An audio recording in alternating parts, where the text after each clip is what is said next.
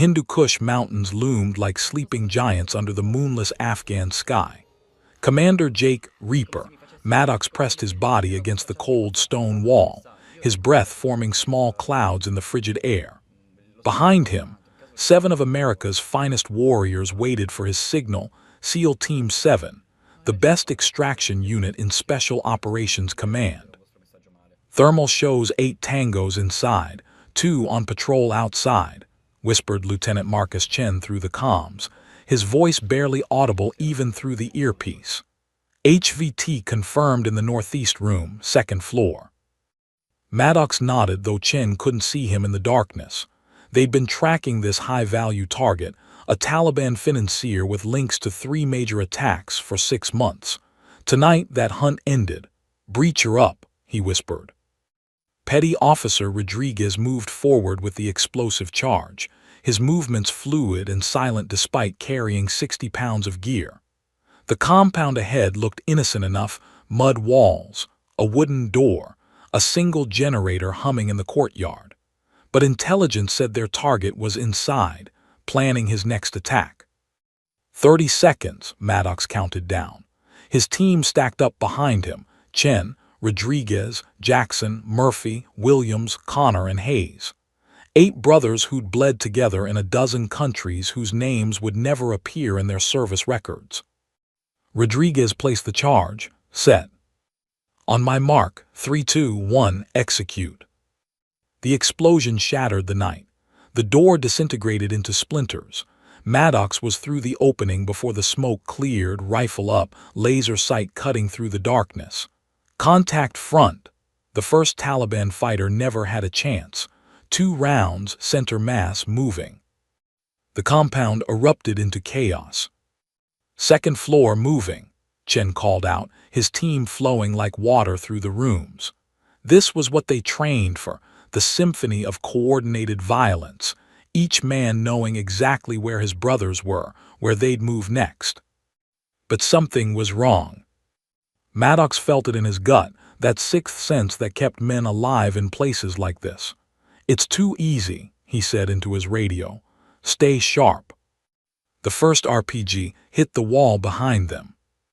The explosion lifted Maddox off his feet and slammed him into a support beam. His ears rang. Blood ran down his face. Through the ringing, he heard Chen screaming orders. "Ambush! We walked into an ambush!" Suddenly the compound was alive with muzzle flashes. Not 8 tangos, 30, maybe more. They'd been waiting. The intelligence was wrong, or worse, they'd been set up. "Exfil, we need exfil now." Rodriguez was shouting into the radio, calling for their helicopter support. Maddox stumbled to his feet, returning fire. A Taliban fighter rushed from the shadows. Maddox's knife found his throat before his own weapon could rise. "Team 7, rally on me. We punch through the north wall." They moved as one, fighting through overwhelming fire. Jackson took a round to his plate carrier, knocked him down but didn't penetrate. Murphy dragged him up, still shooting. Brothers, they never left anyone. "Commander, we need to move." Chen's face was covered in dust and blood, but his eyes were clear, focused. "They're surrounding us." Maddox knew Chen was right. They had maybe 90 seconds before this position became their tomb. "Blow the north wall. We're leaving." Rodriguez slapped a charge on the mud brick barrier.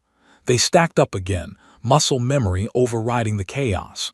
The explosion created their exit. They poured through into the courtyard, straight into a kill zone. "RPG!" someone screamed. Maddox saw it coming, the trail of smoke and fire, and knew exactly where it would hit, right where his team was stacked up. In that split second, he made a choice, the only choice he could make. He shoved Chen hard, sending him and 2 others sprawling sideways. The RPG hit where Maddox had been standing. The world became fire and thunder. Maddox felt himself lifted, weightless for a moment, then falling. The ground disappeared beneath him. He was tumbling down the ravine, rocks tearing at his gear, his body, his face. Something snapped his arm, maybe ribs, couldn't tell. The world spun over and over. He hit bottom hard enough to drive the air from his lungs. Above him, the firefight continued. He could hear his team's weapons, the distinctive crack of their M4s. Chen's voice on the radio frantic. "Commander, Commander, do you copy? Maddox." He tried to respond. His radio was gone, torn away in the fall. He tried to climb, but his left arm was useless, hanging at a wrong angle. The ravine wall was too steep, too loose. Every attempt sent him sliding back down. Another explosion above, bigger this time. Secondary charges, or maybe the compound's ammunition store. Flames illuminated the night sky. "We can't reach him." That was Murphy's voice, desperate. "There's too many of them." "We're not leaving him." Chen was screaming now, returning fire, trying to get to the ravine edge. But Maddox could see what his lieutenant couldn't. More Taliban fighters pouring in from the village. They were about to be overrun. If Team 7 stayed, they'd all die. With his last strength, Maddox pulled his backup radio from his vest. His fingers were numb, clumsy. He keyed the mic. "Chen, Marcus, get them out." "Negative, we're coming for you." "That's an order, Lieutenant." Maddox coughed, tasted blood. Something was broken inside. "You have 60 seconds before you're surrounded. Get them out." The silence on the radio lasted forever. "Sir, Chen's voice broke. "Take care of my girls, Marcus. Tell them their dad loved them. Now move." He could hear the Black Hawk inbound, rotors thundering over the mountains. Heard the desperate scramble as his team fought their way to the LZ. Heard Chen giving orders through tears, keeping them together, keeping them alive. The helicopter lifted off. Maddox listened to the sound fade into the distance, taking his brothers to safety. Taliban fighters appeared at the top of the ravine, their flashlights cutting through the smoke. Maddox gripped his pistol with his good hand. If this was the end, he'd go out fighting. But instead of shooting, they rappelled down. Rough hands grabbed him, a rifle butt to his head, and the world went black. 3 weeks later, across an ocean, in a chapel at Naval Base Coronado, they folded a flag. Maddox's wife, Sarah, collapsed into her sister's arms. His daughters, Emily and Grace, age 7 and 5, didn't understand why Daddy wasn't coming home. SEAL Team 7 stood at attention in their dress whites, tears streaming down faces that had seen too much death. Lieutenant Marcus Chen accepted the flag, his hands shaking, his soul shattered by the decision he'd made. The chaplain's words washed over them. "Greater love hath no man than this, that a man lay down his life for his friends."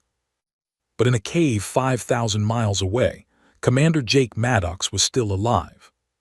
Barely. And someone was coming for him.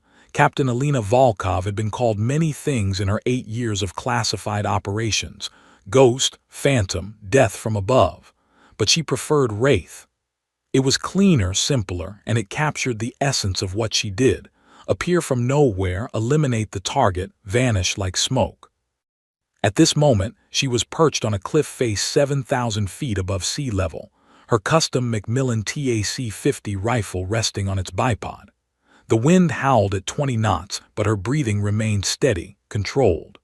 Through her scope, she watched a compound 3 miles away where her target, a weapons smuggler supplying anti-aircraft missiles to terrorist cells, was supposed to be meeting his suppliers. "Wraith, this is Overwatch.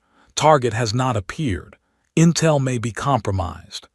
The voice in her earpiece belonged to her handler at JSOC, Colonel Davies, the only person she reported to directly. "Copy. Maintaining position," Alina replied, her voice flat, emotionless. Patience was the sniper's greatest weapon. She'd once waited in position for 4 days to take a single shot. 4 days without moving, barely eating, becoming part of the mountain itself. But today, something else caught her attention. Her radio crackled with intercepted Taliban communications. Alina spoke fluent Pashto, Dari, Arabic, and Russian, languages learned from a childhood spent following her military family across the world. What she heard made her blood run cold. The American commander, yes, he still lives. The butcher wants him moved to the valley compound. The execution will be filmed. 3 days. Elena's finger hovered over her radio. Overwatch, I'm picking up chatter about an American prisoner. High value. They're calling him a commander. There was a pause. Then Davy's voice came back, urgent. Stand by, Wraith. We're checking our databases. Elena shifted her scope, scanning the mountain passes. In the distance, she spotted movement. A convoy of 3 vehicles winding through the narrow roads. Taliban fighters, heavily armed. And in the middle vehicle, she glimpsed something that made her heart pound. A man in shredded American fatigues, his face swollen and bruised, hands bound behind his back. She zoomed in closer. The man's face was barely recognizable under the damage, but she could see the patches on his torn uniform. Naval Special Warfare insignia. This was a SEAL. Overwatch, I have eyes on the prisoner. Confirming military personnel, appears to be Naval Special Warfare. Convoy heading south toward the valley. 3 vehicles, approximately 15 hostiles. The radio exploded with activity. She heard Davies shouting orders in the background, pulling up files, making calls. Then his voice returned and she could hear the shock in it. Wraith, we need visual confirmation. We have a SEAL commander who was KIA 3 weeks ago in that region. Commander Jake Maddox, Team 7. But that's impossible. His team saw him die. Elena's jaw tightened. She'd heard that story. Every operator in the community had. SEAL Team 7's disastrous mission, their commander killed in an ambush. A funeral had been held. A family destroyed. Through her scope, she watched the prisoner more closely. He stumbled as Taliban fighters dragged him from the vehicle, and she saw his face clearly for the first time. Even through the bruising and swelling, she could match it to the photos now displaying on her heads-up device. Commander Jake Maddox, alive. Positive ID on Commander Maddox, Elena transmitted. He's in bad shape. Multiple injuries, possible infection. They're holding him in a compound at coordinates. She rattled off the numbers. Wraith, you need to maintain surveillance only. We're scrambling a rescue team. Negative, Overwatch. Elena was already calculating distances, angles, extraction routes. By the time a team inserts, they'll have him moved or executed. I heard them mention 3 days. That was their timeline before. If the butcher is involved, Maddox won't last that long. Wraith, you can't take on 15 hostiles alone. I'm not asking for permission, Colonel. Elena began breaking down her position, packing her gear with practiced efficiency. I'm informing you of my intentions. One operator can move faster than a team. I can reach him in 18 hours. Elena, listen to me. Davies rarely used her first name, which meant he was genuinely concerned. The butcher is one of the most dangerous Taliban commanders in the region. He's paranoid, well-protected, and he wants revenge for his operations we've disrupted. This is a trap waiting to happen. Elena slung her rifle across her back, secured her pack. Then it's good I'm walking into it with my eyes open. She paused, staring at the distant mountains. Colonel, do you know why I do this job? Elena. My brother Alexei, Marine Recon. 6 years ago, his team was ambushed in Syria. They called for exfil, but command decided it was too risky, too many hostiles. They left him and 3 others behind. Her voice remained steady, but there was steel underneath. ISIS found them. I won't describe what they did. You've read the reports. Davies was quiet. I made a promise at his funeral, Elena continued, checking her pistol, her knives, her medical kit. No one else dies alone in these mountains, not while I'm breathing. Commander Maddox has a family. He has brothers who think he's dead. He deserves to go home. I can't officially authorize this. Then don't, but I'm going in. Elena started moving down the cliff face, her movements swift and sure despite the treacherous terrain. I'll maintain radio contact when possible. If I don't make it out, tell my mother I died doing what I believed in. Wraith, Elena, Godspeed. I'll have exfil ready at the border, but you'll have to get him there. That's 40 miles of hostile territory. I've done worse. Alina disappeared into the tree line, becoming one with the shadows. Wraith going dark. Next contact in 12 hours. She moved through the mountains like a ghost, pushing her body to its limits. Every minute counted. Every second mattered. Somewhere ahead, a good man was suffering, probably believing no one was coming, that he'd been forgotten. He was wrong. At the compound, Jake Maddox hung from chains in a dark cell, his body a map of pain. 3 weeks of interrogation, beatings, starvation. They wanted intel on SEAL operations, on future missions, on targets. He'd given them nothing but name, rank, and serial number. The door opened. The butcher entered, his scarred face twisted in a cruel smile. Tomorrow, American, you will kneel before a camera. You will confess your crimes. Then I will cut your throat and send the video to your government. Your family will watch you die. Maddox lifted his head, defiant despite everything. See you in hell. The butcher laughed and left him in darkness. But Maddox didn't know that in the mountains above, death was coming. Not for him. For his captors. Alina Volkov was 12 hours out, and she never missed. Alina reached the ambush position at 400 hours, her body screaming from 18 hours of non-stop movement through treacherous mountain terrain. Lesser operators would have taken twice as long. She had no time for rest. Through her night vision scope, she surveyed the convoy route below. The Taliban would move Maddox at dawn. Their pattern was predictable. They always transported high-value prisoners during early morning prayers when the roads were clearest and attention was diverted. She'd chosen her position with surgical precision. A rocky outcrop 800 meters from the road, elevated 40 meters, with clear sightlines and multiple escape routes. The wind had died down to 12 knots, perfect conditions. Her TAC-50 rifle could make this shot in her sleep. But this wasn't just about one shot. She needed to create total chaos, extract Maddox, and disappear before reinforcements arrived. 60 seconds, that's all she had. Alina opened her pack and removed 8 charges, carefully shaped C4 with remote detonators. Over the next hour, she placed them strategically along the road, disguised as rocks. Each one positioned to disable vehicles, create choke points, and funnel the survivors exactly where she wanted them. At 600, as the first light touched the mountain peaks, she heard them coming. 3 Toyota Hilux trucks, exactly as expected. 15 Taliban fighters, AK-47s and RPGs visible. And in the middle vehicle, slumped between 2 guards, was Commander Maddox. Alina's jaw clenched. He looked worse than she'd feared. His face was swollen almost beyond recognition. His uniform was blood-soaked and torn, and he could barely hold his head up. 3 weeks of torture had reduced one of America's most elite warriors to a broken shell. Not for long.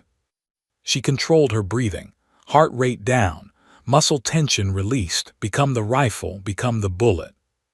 The convoy entered her kill zone. Alina pressed the first detonator. The lead vehicle exploded in a ball of fire, flipping end over end off the road. Before the sound reached the other trucks, she was already firing. The driver of the trailing vehicle, center mass, dropped. The truck swerved violently and crashed into a boulder. 5 seconds elapsed. The middle vehicle, Maddox's vehicle, screeched to a halt. Guards poured out, confused, scanning for threats. They were looking in the wrong direction. Alina's rifle spoke again. The guard on Maddox's left headshot. The guard on his right chest shot. A fighter raising an RPG, throat shot. He dropped the weapon unfired. 10 seconds. She shifted targets with fluid precision. Each trigger pull was a symphony of mathematics: wind speed, bullet drop, target movement, elevation. Each shot was perfect. Bodies dropped before anyone could locate her position. 15 seconds.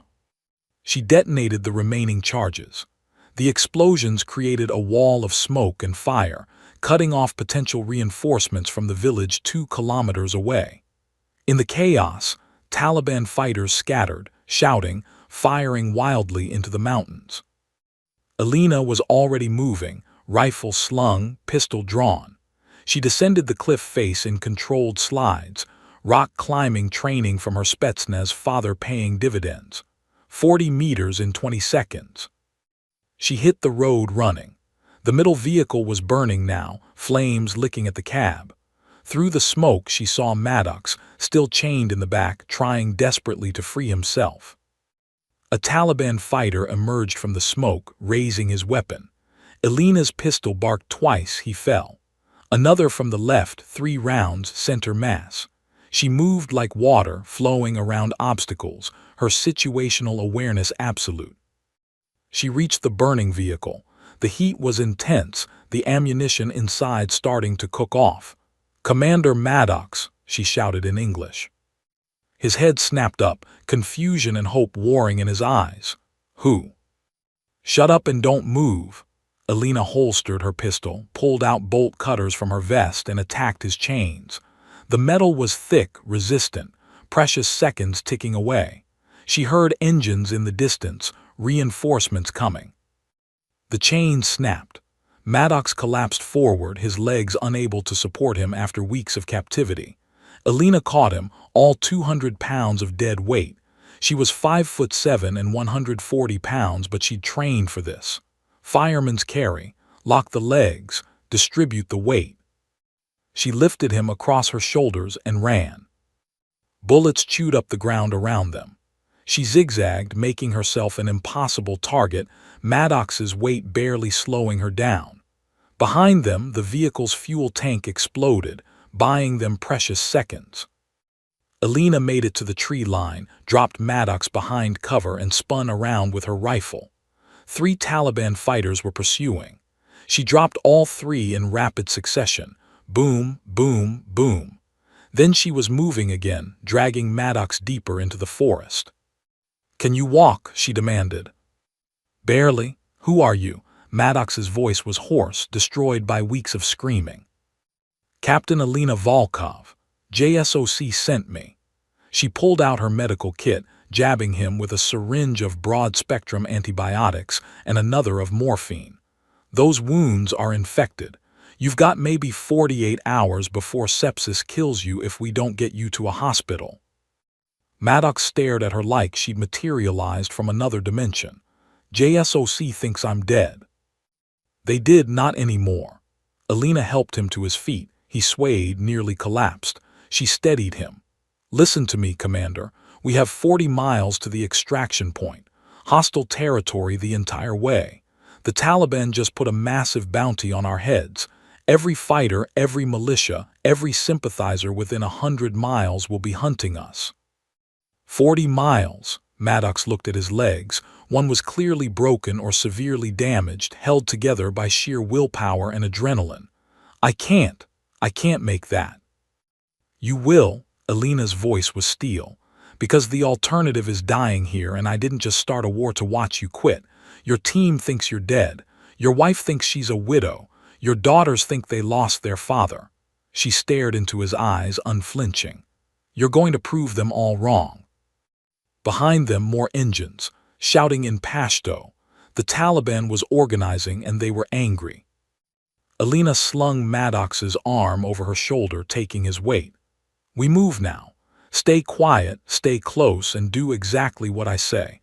I've got 40 magazines, 8 grenades, and enough spite to walk through hell. You just need to keep breathing." They disappeared into the forest as the first wave of Taliban fighters reached the ambush site. The butcher arrived 20 minutes later. He surveyed the carnage, 12 of his best fighters dead, vehicles destroyed, and his prize prisoner gone. In the dirt, he found a single shell casing, .50 caliber, sniper. His radio crackled with reports. A woman.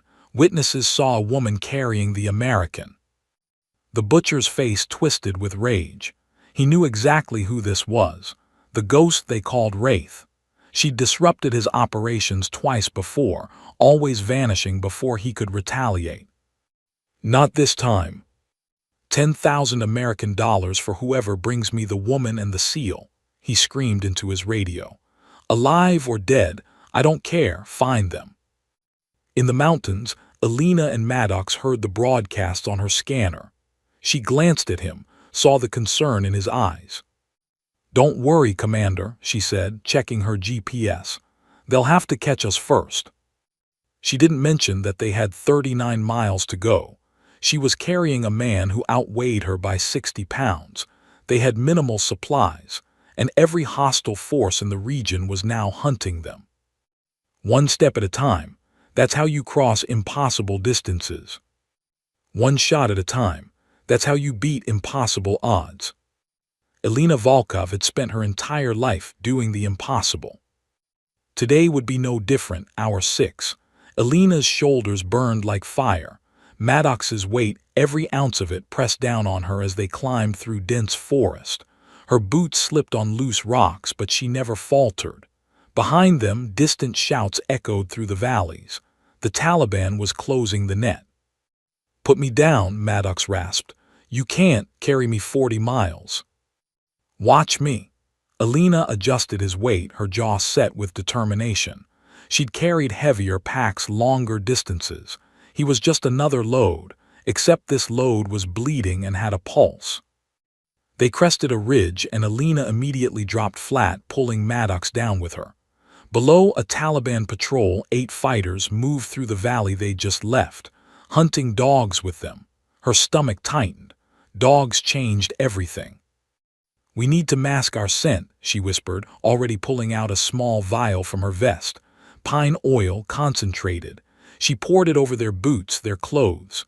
It'll buy us time, not much. Maddox watched her work with professional appreciation. Even through his pain and exhaustion, he recognized expertise. You've done this before. Syria, Yemen, Pakistan. Alina finished with the oil and checked her rifle. I've been hunted by the best. These guys are good, but they're not the best. They moved parallel to the ridge line, staying in the tree cover. Every 100 meters, Alina would stop, scan with her scope, plot their next move. Maddox tried to keep up, but his broken leg betrayed him. He'd collapse, bite back screams, force himself upright again. Tell me about your brother, Maddox said during one of their brief rests. Talking helped. It kept him conscious, kept him fighting. Alina's hands paused while reloading her magazines. For a long moment she didn't speak. Then, Alexei, 2 years older than me. He taught me to shoot when I was 8. Our father was Spetsnaz, mother was American military intelligence. We grew up on bases, learning warfare like other kids learned soccer. What happened to him? Syria 2019. His Marine recon team was providing overwatch for a CIA operation. They got compromised. He called for extraction.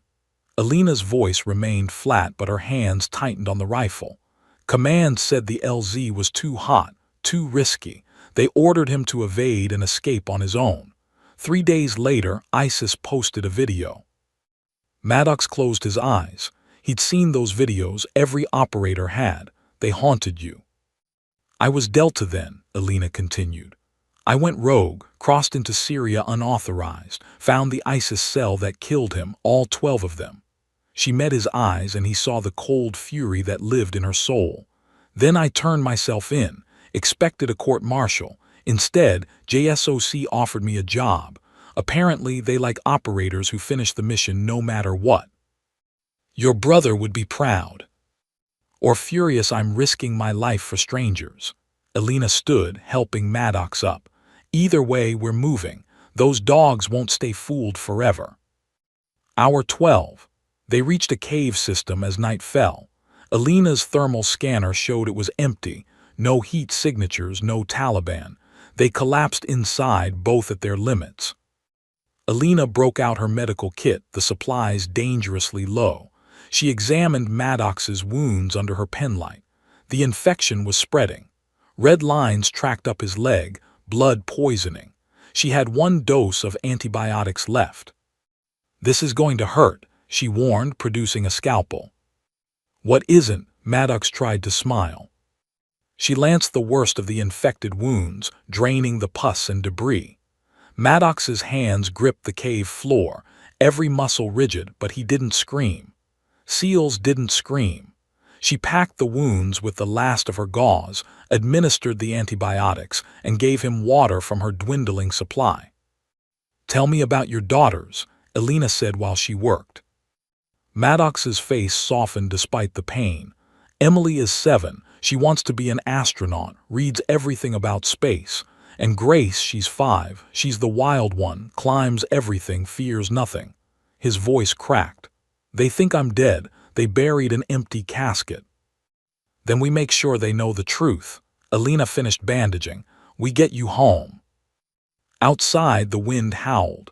They heard helicopters in the distance, Taliban using everything they had to find them. The bounty had grown. The radio chatter spoke of $20,000 now.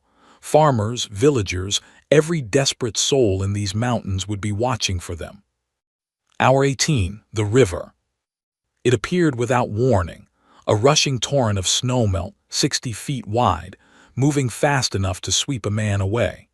Their route across was either through it or a 20-mile detour they didn't have time for. "We cross," Elena decided. "Strip the electronics, waterproof what we can, stay connected by rope." She tied a line between them, secured her rifle across her back, and they entered the water. The cold was shocking, stealing breath. The current pulled immediately, trying to separate them. Elena fought forward, each step a battle against the river's strength.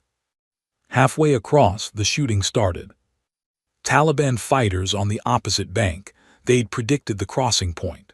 Bullets churned the water around them. Elena pulled her pistol, returning fire one-handed while fighting the current with the other. "Go back," Maddox shouted. "Forward, only forward." Elena pushed ahead, bullets hissing past her head. Then fire exploded in her shoulder. She'd been hit. The impact spun her, nearly lost her grip on Maddox's rope. Blood clouded the water around her. "Elena," Maddox somehow found strength, pulling himself forward, grabbing her good arm. "I've got you." They stumbled toward the bank. More bullets. Elena handed Maddox her pistol. He might be broken, but he could still shoot. He fired with surprising accuracy, dropping 2 Taliban fighters, forcing the others to cover. They crawled onto the far bank, both bleeding now, both at the edge of collapse. Elena's shoulder was mangled. The bullet had gone through, missing bone but tearing muscle. She could barely move her left arm. "We're even now," Maddox said, applying pressure to her wound with torn cloth. "We're not even close to even." Elena forced herself upright, scanning for threats. More Taliban were coming, she could hear the engines. "We need to move, now." "You've been shot. And you've been shot, stabbed, beaten, and tortured for 3 weeks. If you can walk, I can walk." She pulled him up with her good arm. 20 miles left. We can rest when we're dead."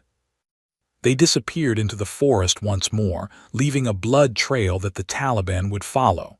The butcher himself was mobilizing his entire force. Every road was blocked, every village alerted. The net was tightening.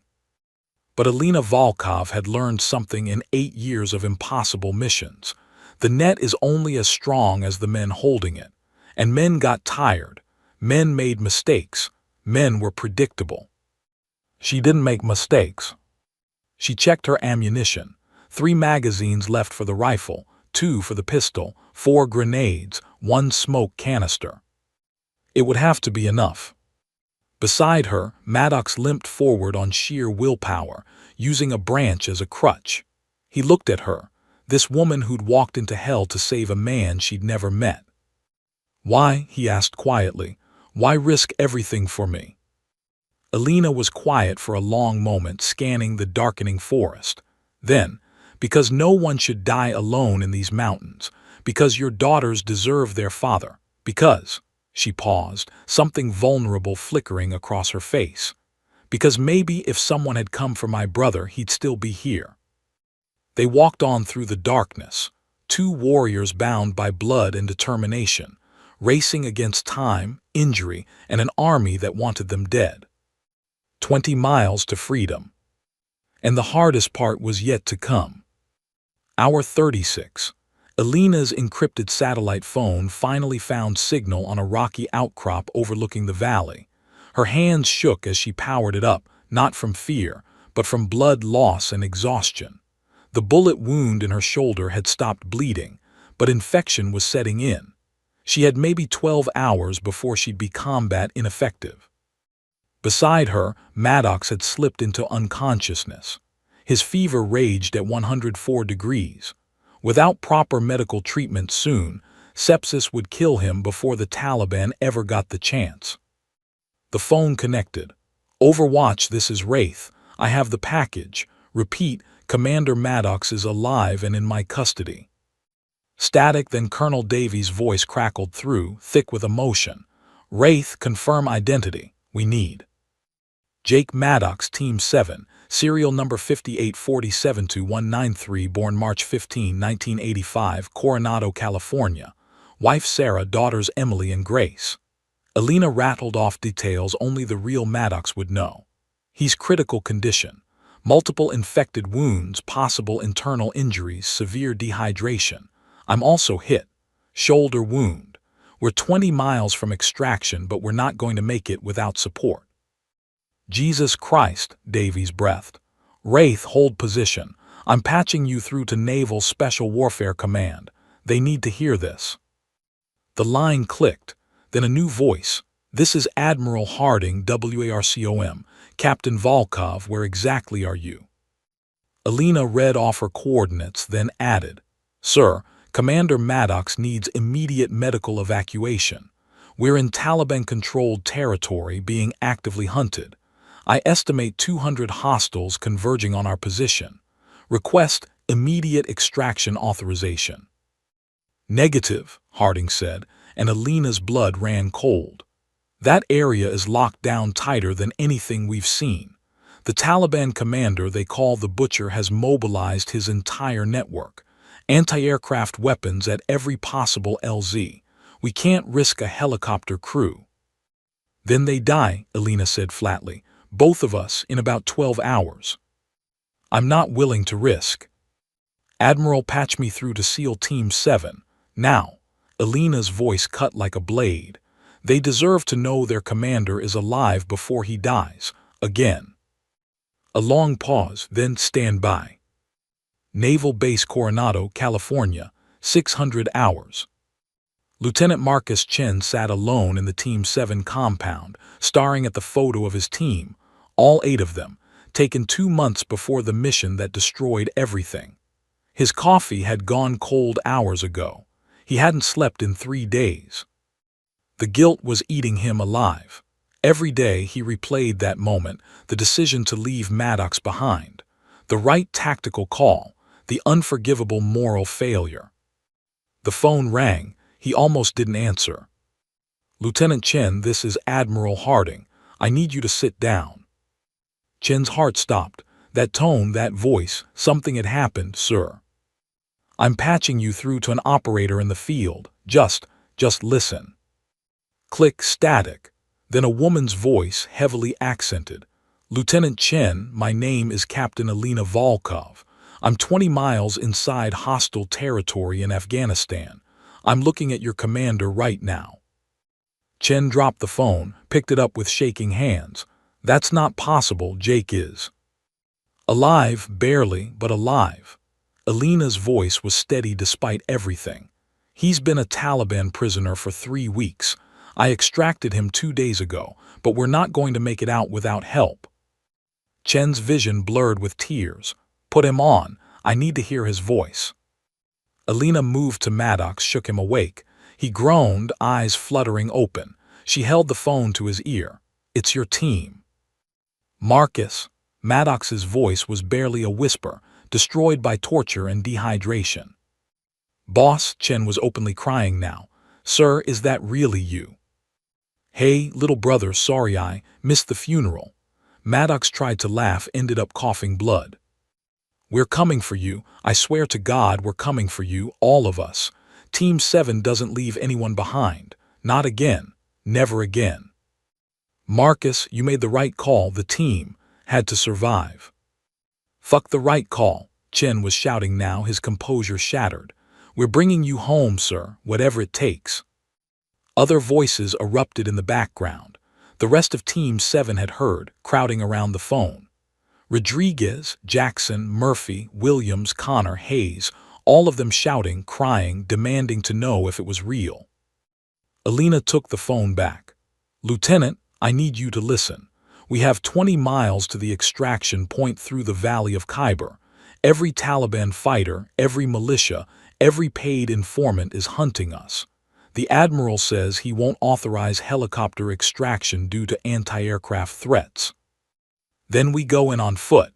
Chen's voice had transformed. No more grief, no more guilt, pure determination. Where's the nearest border crossing? Alina checked her map. Northern Pakistan border coordinates 34.8456 north, 71.2534 east. But Lieutenant, that's across an international border. Unauthorized incursion into Pakistan. Court-martial offense at minimum. I don't give a damn about courts-martial. Chen was already moving, gathering gear, alerting his team. We left him once. We're not leaving him twice. Give me a rendezvous point. There's a village, Dara Adam Kel, 12 miles from my current position. It's Taliban-controlled, but if we can punch through, there's an old Soviet bunker complex on the north side. Defensible position. But Captain, we'll never make it through that village. It's a death trap. Then we'll all die together. Chen's voice was steel. But we're coming. Team 7 is coming. You just keep him alive until we get there. Alina looked at Maddox, unconscious again, his breathing shallow. I'll do my best, but you need to move fast, Lieutenant. We're running out of time. She ended the call and immediately raised JSOC again. Overwatch, I need everything you have on Dara Adam Kel. Population, Taliban presence, defensive positions, escape routes. And I need it in the next 30 minutes. Wraith, that village is a fortress. 200 fighters minimum. You'll never. Then I better get creative. Alina checked her remaining ammunition. 3 rifle magazines, 1 pistol magazine, 3 grenades, against 200 fighters. She'd faced worse odds, probably, maybe. She looked at Maddox, thought about his daughters, his wife, his team racing across the world to save him. Thought about her brother Alexei, dying alone because no one came. Not this time. She pulled out her knife, began stripping bark from nearby trees, fashioning improvised stakes. If they wanted to fortify, she'd use the terrain. If they wanted to hunt, she'd become the hunter. The butcher's voice crackled over her intercepted radio. They're heading for Dara Adam Kel. Set up checkpoints at every entrance. I want 50 men in the village center. They walk into that village, they don't walk out. Alina smiled grimly. That's what you think. She turned to Maddox, checked his pulse, weak but steady. Commander, I don't know if you can hear me, but your boys are coming. Team 7 is coming, so you need to hang on. Your daughters need you. Your wife needs you. And honestly, she adjusted his bandages with surprising gentleness. I could use the backup. Dawn broke over the mountains, painting the sky blood red. Appropriate, Alina thought, because by nightfall, that village was going to run red with blood. She'd promised Chen she'd keep Maddox alive until they arrived. Alina Volkov always kept her promises. She hefted Maddox onto her shoulders. Even her good shoulder screamed in protest now and began the final push. 12 miles, through hell itself.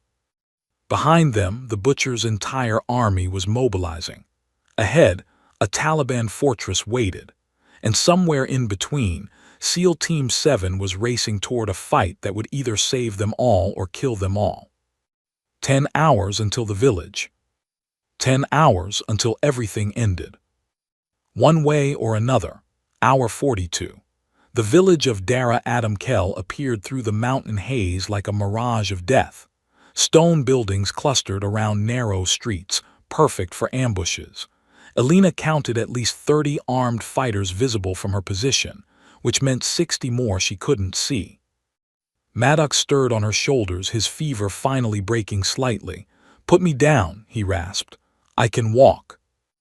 Alina lowered him carefully behind a cluster of rocks. His legs barely held him, but there was clarity in his eyes for the first time in hours. She handed him water, their last bottle, and he drank greedily. "That's the village." He studied it with a tactician's eye despite his condition. "Our way home." Alina pulled out her spotting scope, scanning the streets. "SEAL Team 7 will hit the north entrance in approximately 6 hours. We need to be at that Soviet bunker complex when they arrive, which means we go through the village." "That's suicide." "No, that's Tuesday." Alina's dark humor masked her own assessment. This was the worst tactical situation she'd ever faced. Injured, low on ammunition, carrying a wounded man through a hostile village fortified specifically to kill them. She keyed her radio. "Overwatch, I need a miracle. What am I working with?" Davy's voice crackled back. "Satellite imagery shows the village has 3 entry points, east, west, and south. The north exit leads to your extraction point. Taliban has set up checkpoints at all 3 entrances. Estimate 50 fighters in the village center, another 100 surrounding the perimeter." "Wonderful." Alina studied the terrain. "What about diversions?" "There's a weapons market on the east side. Ammunition, explosives, the works. If something happened to trigger a fire." Alina smiled. That was exactly what she needed.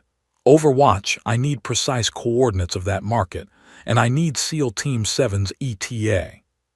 5 hours, 40 minutes. Wraith, they're moving fast, but they're also drawing attention. Pakistani border guards have noticed. This is turning into an international incident." "That's tomorrow's problem."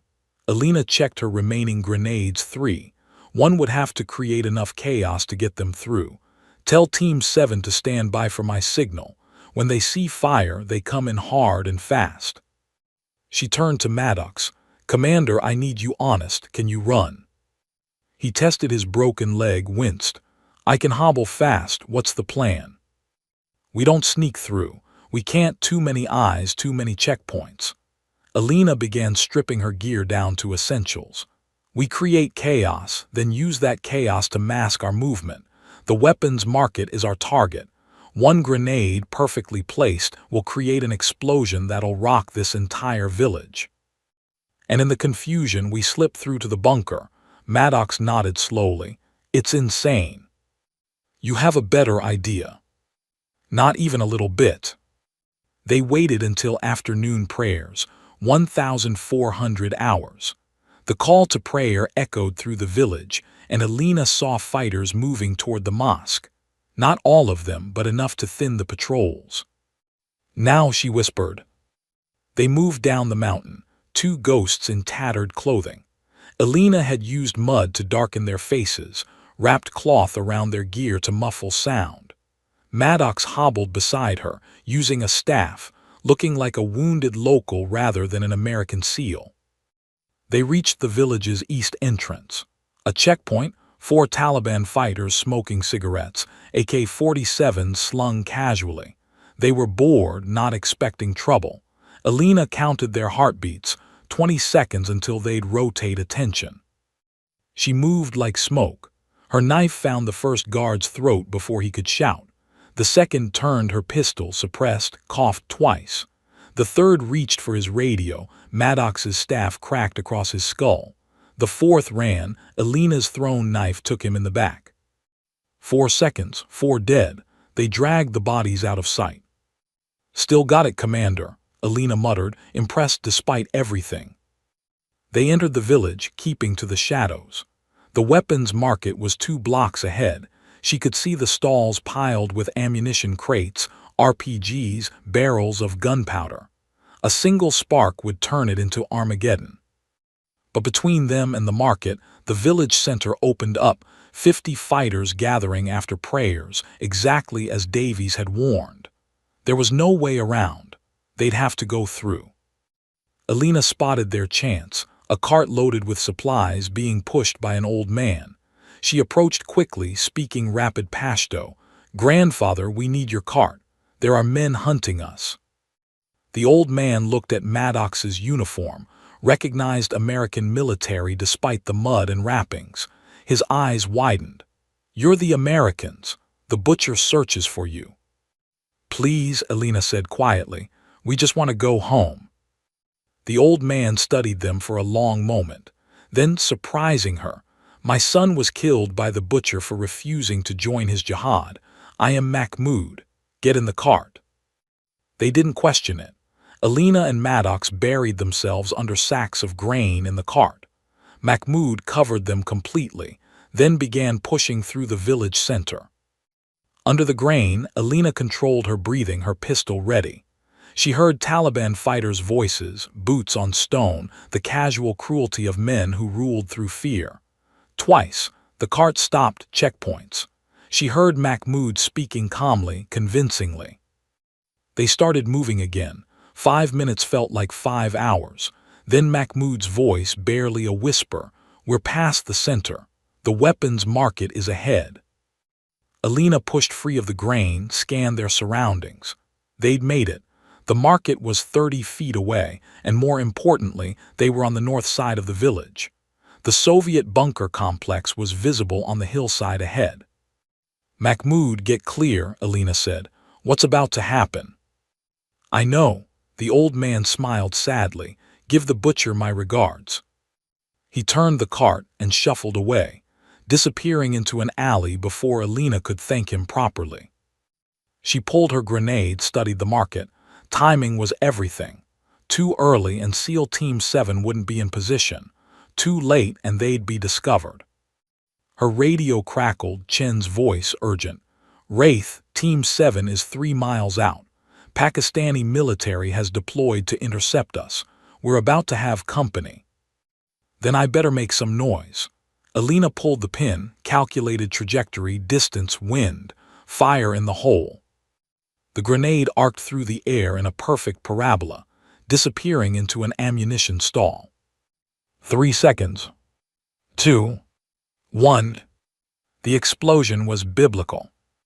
The entire weapons market detonated in a chain reaction, ammunition cooking off, RPGs launching randomly, propane tanks adding to the inferno.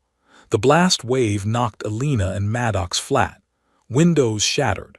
Buildings collapsed. The mushroom cloud of fire rose 200 feet. Complete chaos. Taliban fighters ran in every direction, shouting, firing blindly, thinking they were under air attack. Perfect. "Move!" Alina hauled Maddox up and they ran, she half carrying, half dragging him toward the bunker complex. Behind them, secondary explosions rocked the village. Ahead, the Soviet bunker waited, dark and defensible. They were 50 feet away when the butcher appeared. He stepped from behind a building, a dozen fighters with him, all weapons trained on Alina and Maddox.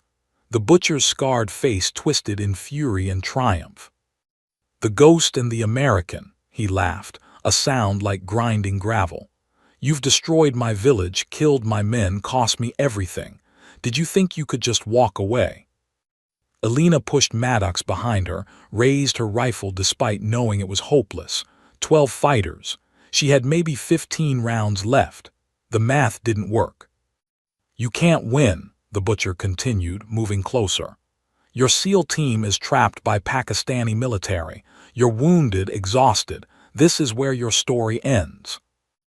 Alina's finger rested on the trigger. If she was going down, she'd take as many with her as possible. "Maybe, but you're coming with me." The butcher raised his hand to signal his men to fire. And then the hillside above them exploded with gunfire. SEAL Team 7 had arrived. They came down from the high ground like avenging angels, 8 operators moving with perfect coordination, suppressed weapons spitting death. Taliban fighters dropped before they could react. Lieutenant Chen's voice boomed, "Get to the bunker now." Alina didn't hesitate. She grabbed Maddox and ran the last 50 feet as bullets tore through the air. Chen and his team laid down covering fire, their training and fury combining into something unstoppable. They made it to the bunker entrance, a dark Soviet-era tunnel leading underground. Alina pulled Maddox inside just as Chen and Team 7 came sliding in after them, still firing. "Blow it," Chen shouted. Rodriguez slapped charges on the entrance supports. They ran deeper into the bunker as the explosion sealed them inside, cutting off the butcher's pursuit. Silent, just heavy breathing and darkness. Then someone turned on a tactical light. Commander Jake Maddox stood face to face with his team for the first time in 3 weeks. 7 men who thought they'd buried him. 7 brothers who'd crossed international borders to bring him home. "Miss me?" Maddox tried to smile. Chen's response was to grab his commander in a crushing embrace, tears streaming down his face. "You stubborn son of a bitch. You beautiful, stubborn son of a bitch." The rest of Team 7 crowded around. Rodriguez, Jackson, Murphy, Williams, Connor, Hayes, all of them talking at once, laughing, crying, checking Maddox's wounds. Alina stood apart watching. This was their moment, their family reunited. Then Chen turned to her, his eyes full of gratitude and respect. "Captain Volkov, you brought him back. You brought our brother home." "Call me Alina." She checked her ammunition, almost empty. "And we're not home yet. The butcher has this bunker surrounded. We're trapped." Outside, they heard it, engines, shouting, the sound of hundreds of fighters converging on their position. Maddox looked at his team, then at Alina. "So what's the plan?" Chen smiled grimly. "Simple, sir. Team 7 stands and fights together until extraction or death." "Those are my favorite plans," Rodriguez said, chambering a round.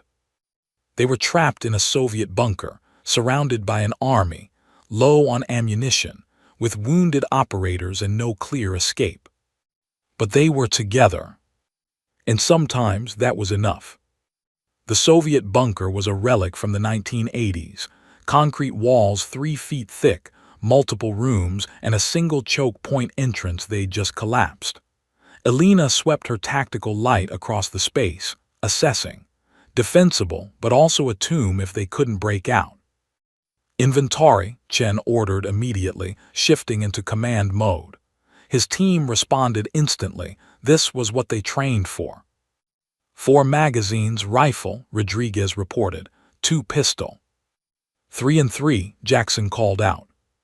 One by one, Team 7 reported their ammunition. Combined, they had maybe 300 rounds against an army. Alina checked her own gear.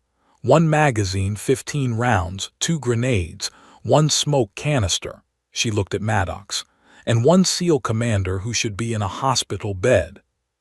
"I'll rest when I'm dead," Maddox said, accepting an M4 rifle from Murphy. Despite his injuries, his hands moved with muscle memory, checking the chamber, testing the action. "What's our tactical situation?" Chen pulled up a tablet displaying satellite imagery. "We're in the main bunker chamber. 3 smaller rooms branch off, probably old Soviet storage. Single entrance, which we collapsed. But there's ventilation shafts, too small for men, perfect for grenades." "They'll try to smoke us out or blow us apart," Alina observed, studying the layout. "The butcher won't want to damage the bunker too much. He'll want our bodies intact for propaganda."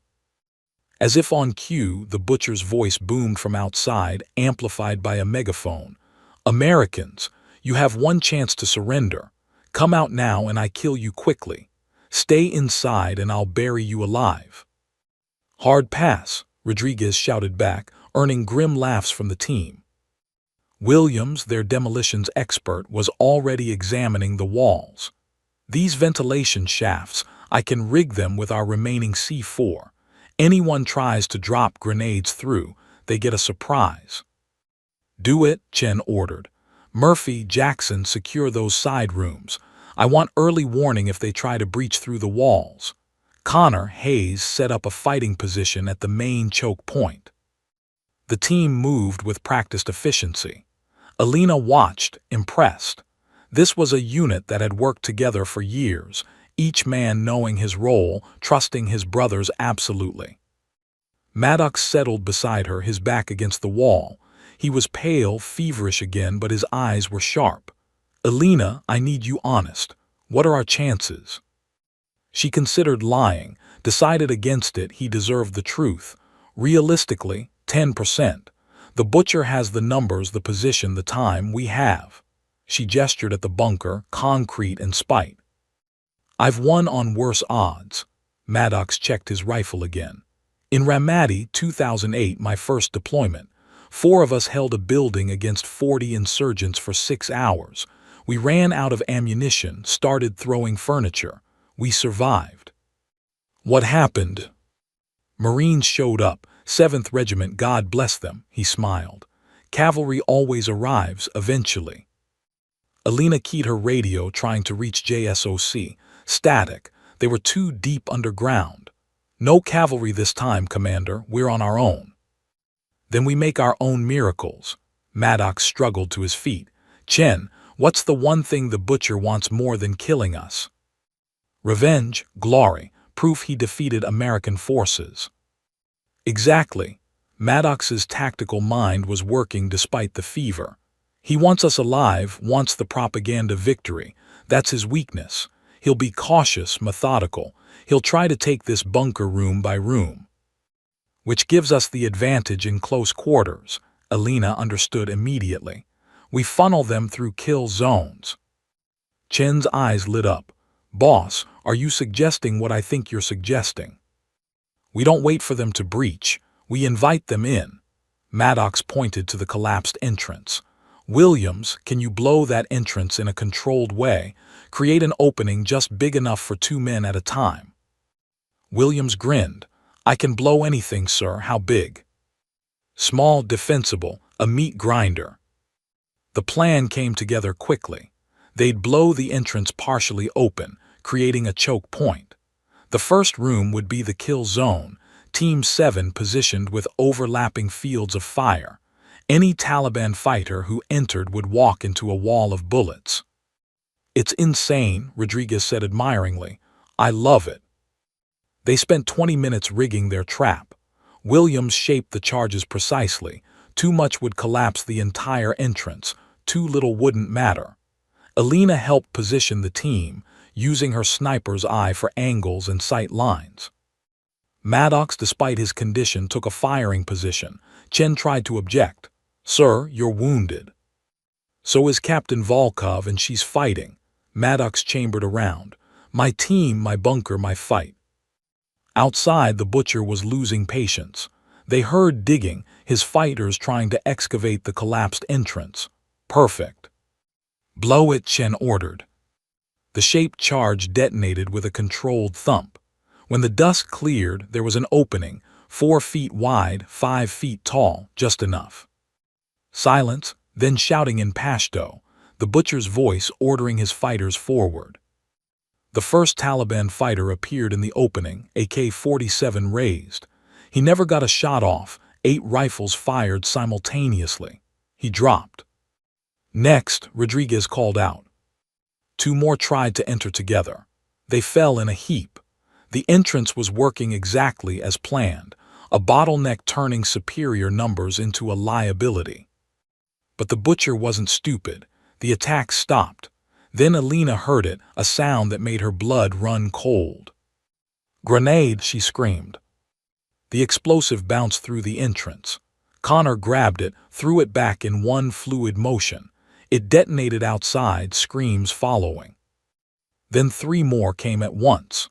Williams rigged charges in the ventilation shafts detonated. Defenders became attackers. Taliban fighters caught in the blast. The assault intensified. Grenades, gunfire, shouting. Team 7 fought like demons, every round counting, every shot precise. Alina moved between positions, her rifle barking, dropping targets with sniper precision even in close quarters. Maddox fought beside his men, his body running on pure adrenaline and brotherhood. Every time he faltered, one of his team was there, Rodriguez steadying him, Jackson passing him ammunition, Murphy covering his sector. They were one organism, one weapon, fighting with perfect coordination. but their ammunition was running out. "Last magazine," Hayes called out. "Same here," Williams echoed. Chen checked his own rifle, 15 rounds left. He looked at Maddox, then Alina. No words needed. They were going to die here, but they'd die together. Then Hayes, who'd been monitoring the collapsed entrance, shouted, "Sir, I hear something, rotors." At first, no one believed it. Wishful thinking, death hallucinations. But the sound grew louder. Unmistakable helicopter blades, multiple birds coming in fast and low. Chen's radio crackled, somehow finding signal. "Team 7, this is Rescue 1. We have your position. Pakistani military has withdrawn under diplomatic pressure. We're coming in hot." Pop smoke. Alina threw her last smoke canister through the entrance. Purple smoke billowed, the signal. Outside, the butcher heard the helicopters and knew he'd lost. In rage, he charged the entrance himself, rifle raised, screaming. He came face to face with Alina Volkov. She was out of rifle ammunition. He raised his weapon. She was faster. Her knife found his wrist, disarming him. They went hand to hand, brutal and desperate. The butcher was bigger, stronger. But Alina had trained with Spetsnaz, with Delta, with the best fighters in the world.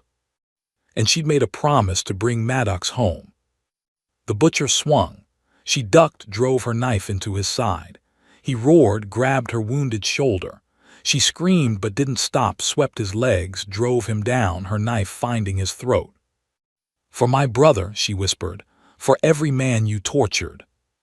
The butcher's eyes went wide, then empty.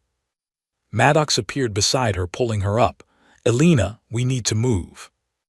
The helicopters landed outside, 2 Blackhawks, door guns blazing, clearing the area. Team 7 poured out of the bunker, carrying their wounded, laying down, covering fire. Alina and Maddox were last out. They stumbled into daylight together, both bleeding, both broken, both alive. Chen grabbed Maddox, practically threw him into the helicopter. Rodriguez pulled Alina aboard. The door gunner kept firing as they lifted off, Taliban fighters scattering below. As they gained altitude, Alina looked down at the burning village, the dead butcher, the battlefield they'd survived. Then she looked around the helicopter, at Team 7, battered but whole, surrounding their commander. Maddox was getting immediate medical attention from the crew medic. His eyes found hers across the cramped space. He mouthed 2 words, "Thank you." Alina nodded, then her eyes closed. She'd done it. Against impossible odds, she'd kept her promise. Maddox was going home. They all were. The helicopter banked toward the sunrise, leaving the mountains behind. Below, the war continued. But in that moment, for those 8 SEALs and 1 legendary sniper, the war was over. They'd won. Together, Commander Jake Maddox stood at the hospital window, his left arm in a sling, watching the Pacific Ocean roll against the shore. The doctors said he was lucky to be alive. Severe infection, 3 broken ribs, shattered leg, internal bleeding. Lucky didn't begin to cover it. Miraculous was closer. Behind him, the door opened. He turned to see his wife Sarah, tears already streaming down her face. She'd been there every day, but each time she looked at him, it was like seeing a ghost made flesh. "Hey, beautiful," he said softly. She crossed the room in 3 steps, wrapped her arms around him carefully, mindful of his injuries. "They told me you were dead. I buried you. I told our daughters their daddy was never coming home." "I'm sorry, I'm so sorry." Maddox held her with his good arm, breathing in her familiar scent, lavender and home. "But I'm here now, I'm here." The door burst open again, Emily and Grace, 7 and 5, hesitating at the threshold. They'd been told their father was alive, but seeing him was different. Real. "Daddy," Grace whispered, uncertain. Maddox dropped to one knee, wincing at the pain. "Come here, baby girls." They ran to him, colliding into his arms, and he held them like he'd never let go. Emily was crying. Grace was laughing. Sarah joined them, and for a long moment they were just a family, broken, scarred, but whole. You came back, Emily said into his shoulder, just like you promised. Always, sweetheart, always. Later that afternoon, Team 7 compound.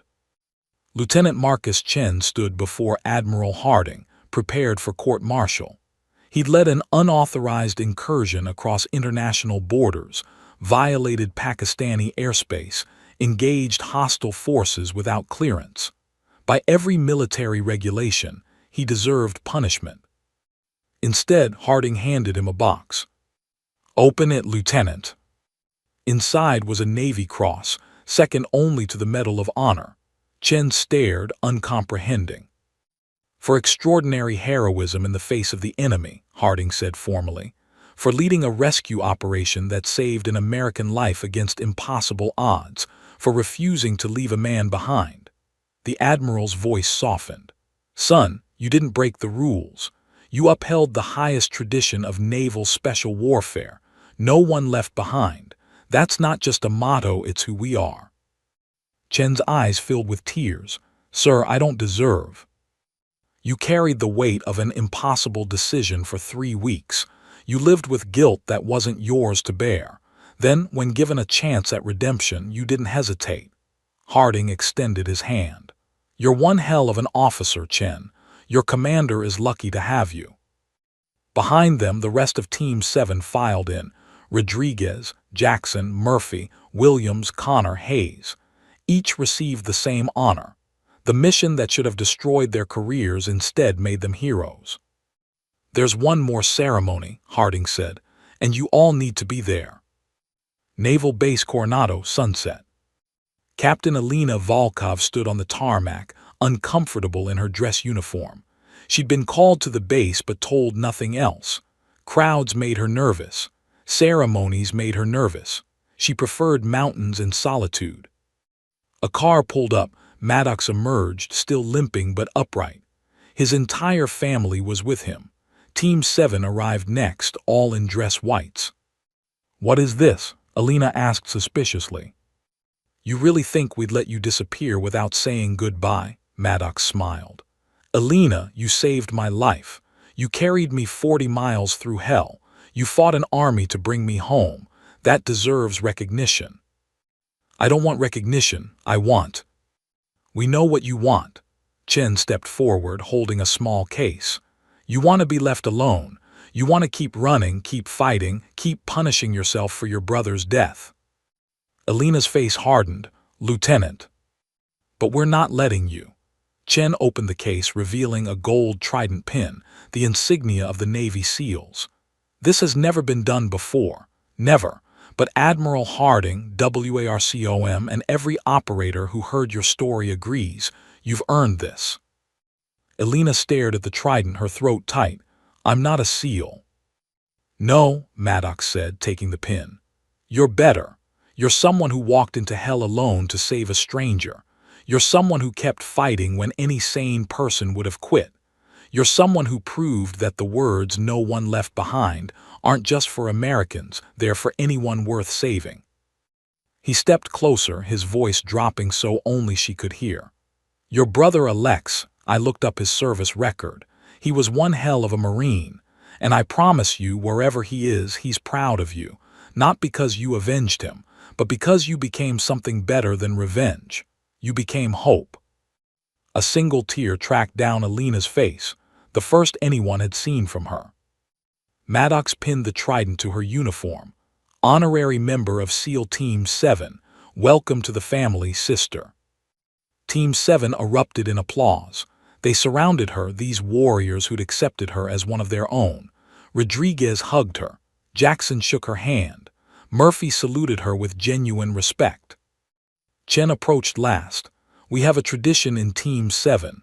After a mission, we gather at the commander's house. We eat too much, drink too much, tell lies about how brave we were." He smiled. "You're invited. Actually, you're required. It's an order." Alina looked at them. These men who fought together, bled together, became family through fire. She'd spent 6 years alone, punishing herself, refusing connection. Maybe it was time to stop running. "What time?" she asked quietly. That evening, Maddox's family home. The backyard was filled with laughter. Team 7 had taken over the grill, competing to see who could burn meat the most creatively. Emily and Grace ran between the adults, collecting stories about the mission, age-appropriate versions anyway. Elena sat apart initially, watching. Old habits died hard. Then Grace appeared beside her, holding a drawing. "I made this for you." It showed stick figures, Elena and Jake, standing on a mountain holding hands. The words "MY Hero" were written in crayon at the top. Elena's voice caught, "It's beautiful." "Daddy says you saved him. That makes you family." Grace climbed into Elena's lap unself-consciously. "Do you have little girls?" "No, sweetie, I don't." "You can share ours. We have extra love." Sarah Maddox approached, carrying 2 beers. She handed one to Elena, sat down beside her. "Thank you. Those words aren't enough, but thank you. You gave me my husband back. You gave my daughters their father." "I just—" "No," Sarah's voice was firm. "Don't minimize it. You walked into hell and brought him home. That's not just anything." She gestured at the gathering. "We're not good at showing emotions, military families. We're used to saying goodbye, to accepting loss. But you taught us something. Sometimes miracles happen. Sometimes someone cares enough to fight the impossible fight."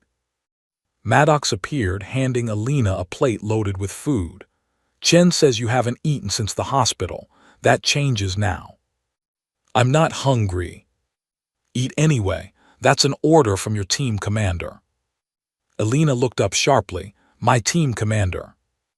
"You're Team 7 now."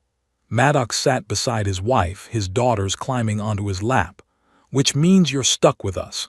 Family dinners, terrible jokes, occasional life-threatening missions, the whole package." Rodriguez called from the grill. "Elena, tell them about the river crossing. They don't believe you got shot and kept moving." "Because it's insane," Jackson argued. "Normal humans don't do that." "She's not normal," Murphy shouted. "She's Wraith." Elena found herself smiling, genuinely smiling for the first time in years. These people, this family, they understood. They'd all walked through fire. They all carried scars. But they carried them together. As the sun set over the Pacific, painting the sky in shades of gold and crimson, Elena Volkov made a decision. She'd spent 6 years running from connection, from family, from anything that reminded her of what she'd lost. Maybe it was time to find what she'd gained. Chen raised his beer. "To Team 7, to brotherhood, to the ones who never give up." "To family," Sarah added. "To coming home," Maddox finished, looking at Elena. She raised her beer, her voice steady. "To never leaving anyone behind." They drank together as stars appeared overhead. 8 SEALs, their families, and one legendary sniper who'd finally found her way home. Not to a place. To people. To family. And in the mountains of Afghanistan, in 1,000 places where warriors fought and bled and died, the story spread. The story of the SEALs who refused to abandon their commander. The story of the female sniper who walked through hell to save a stranger. The story that reminded everyone what it meant to be a warrior. Not the weapon you carry, not the enemy you defeat, but the brothers and sisters you refuse to leave behind. No matter what. Altri. È quel costante senso di essere influenzato, di non stare bene, che però non si spiega perché solitamente nasce la febbre e poi finisce, o comunque ti viene quella settimana in cui hai il naso chiuso, un po' di gola che brucia e poi passa. Invece so che alcuni stanno avendo proprio problemi